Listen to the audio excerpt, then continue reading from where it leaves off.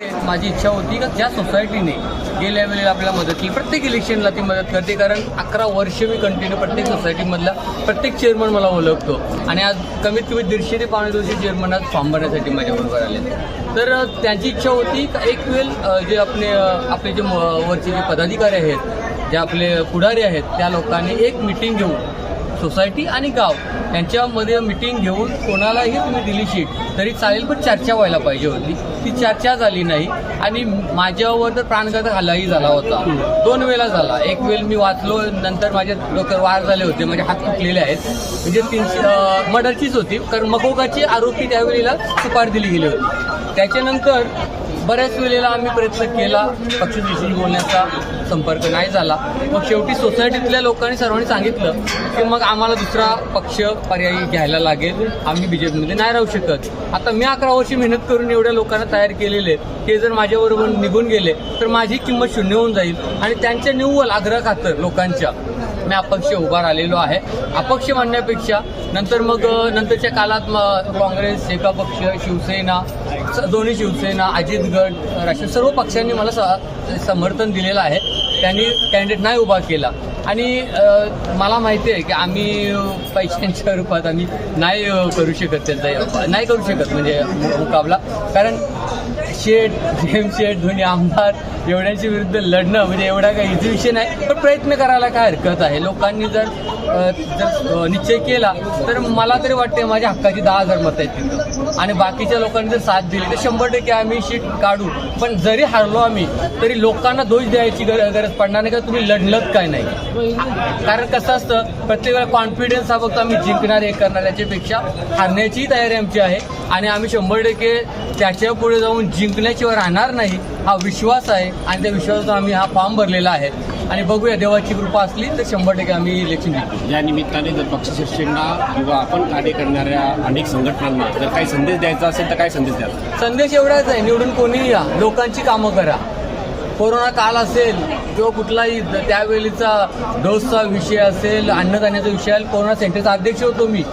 रात्री सकाळी जायचो, रात्री यायचो, घराच्या बाहेर झोपायचो. आम्ही मिसेस आणि मी अन्नदान करायचो. घरातलं अन्न लोकांना दिलेलं आहे. त्या लेबर असतील, ज्या सोसायट्या आहेत म्हणजे खालच्या लेवलमध्ये, त्या प्रत्येक घरी आम्ही अन्नदान पोहोचवलं. त्या दोघांना आम्हाला कोरोना झाला होता, पण आम्ही कुठल्याही गोष्टीला डगमगलो नाही. त्यावेळेला आम्ही अविरत सेवा करत राहिलो. मग गावातल्या पाण्याचा प्रश्न असो, सोसायटीचा प्रश्न असो, तो खर्चाने आम्ही त्या लाईनी टाकलेल्या आहेत, पाण्याचे टँकर पोहोचवलेले आहेत. त्याच्यामुळे आता आमच्यासमोर तुमच्यासमोरच इथं आहे उल्वे व्यवस्थित संघटनेचा अध्यक्ष इथं अवधीत जे आहेत, संकल्प गरज जे आहेत आणि प्रत्येक संघटना हे आमच्याबरोबर जोडलेल्या आहेत आणि त्यांचा विश्वास आहे, त्या विश्वासावर आम्ही इलेक्शन जिंकणार. जिल्हा परिषद आणि पंचायत समितीच्या निवडणुका पार पडत आहेत, तर महाविकास आघाडीला कशा प्रकारे यश मिळेल? महाविकास आघाडीचे आता जे उमेदवार आहेत, अमर म्हात्रे यांचे मिसेस सुनंदा म्हात्रे, सविता कोळी आणि रुपेश मोहिते हे आमचे उमेदवार आहेत.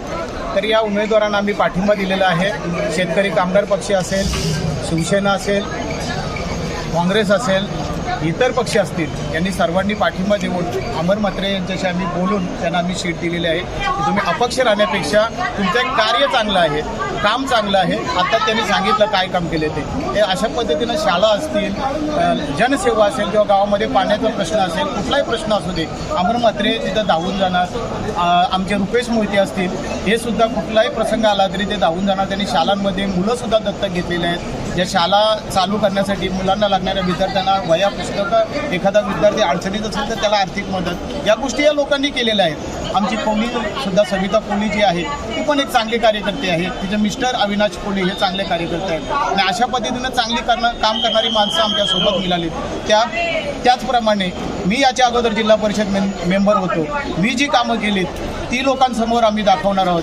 जे 10 गाव असतील, विस्थापित झाले असतील, या 10 गावच्या 10 शाळा मी त्यावेळी घेतल्यात आणि जवळजवळ 550 ते 700 करोडच्या शाळांची ती कॉस्ट होते. त्यांचा जमिनीची कॉस्ट होते, त्यांचा बांधकामाची कॉस्ट होते आणि अशा प्रकारे या शाळा आपण घेतल्यात. त्याच्यातल्या बहुतेक मला वाटतं न्हाव्याची शाळा असेल, खाडीवरची शाळा असेल, कोपरगावची शाळा असेल, आता इथले आपल्या शेलगरची शाळा असेल, या शाळांचं काम जवळजवळ पूर्ण झालेलं आहे. म्हणजे या अशा प्रकारे शाळा सगळ्या घेतलेल्या आहेत. अशा 10 गावच्या शाळा घेऊन येथे काम केलं आहे आणि एक डी बी पाटील साहेबांचं जे नाव विमानतळाला द्यायचं आहे ती थोडीशी नाराजी, त्याचा आम्हाला फायदा मिळू शकतो कारण त्याच्यासाठी आम्ही अनेक वेळा मोर्चे काढलेत, आम्ही स्वतः त्याच्यामध्ये सामील झालेलो आहोत. तर एक चांगली टीम आमच्याकडे आहे काम करणारी, त्याच्यामुळे आम्हाला एक भरोसा आहे की लोक मतदान आम्हाला करतील. प्रचाराला कमी दिवस उरलेले आहेत, मतदारांना काय आवाहन कराल? मतदारांना आव्हान हेच करणार आहोत की प्रत्येकाचं काम बघा, जो उमेदवार उभा राहिला आहे त्याचं काम बघा, त्याच्यासोबत असणाऱ्यांचं काम बघा, ती टीम बघा, त्या टीमचं काय बॅकग्राऊंड बघा, त्या टीमचं ती टीम कशी आहे. तर अशा प्रकारे एक चांगला उमेदवार आम्ही इथं उभे केलेले आहेत.